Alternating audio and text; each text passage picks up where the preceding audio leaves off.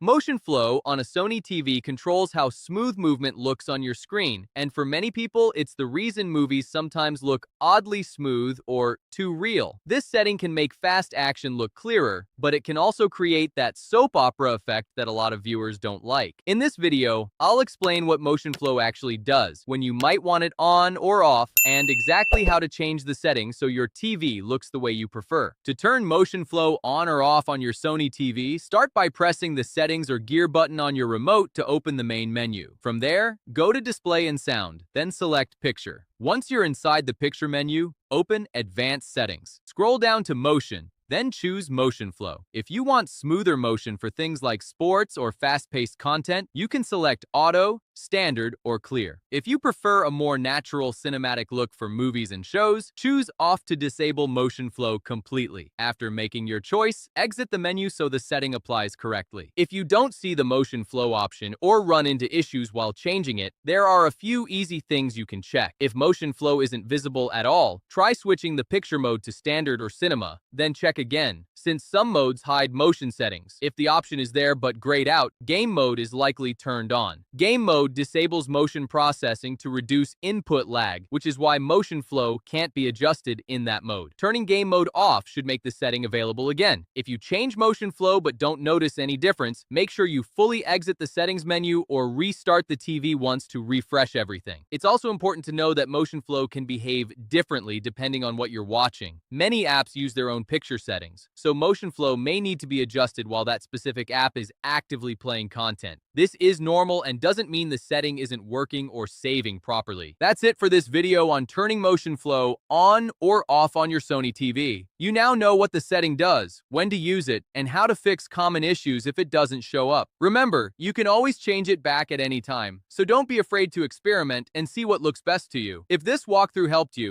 give it a thumbs up and subscribe for more easy TV and tech guides. And if you have questions or noticed a difference after changing Motionflow, let me know in the comments below. Thanks for watching, and I'll see you in the next one.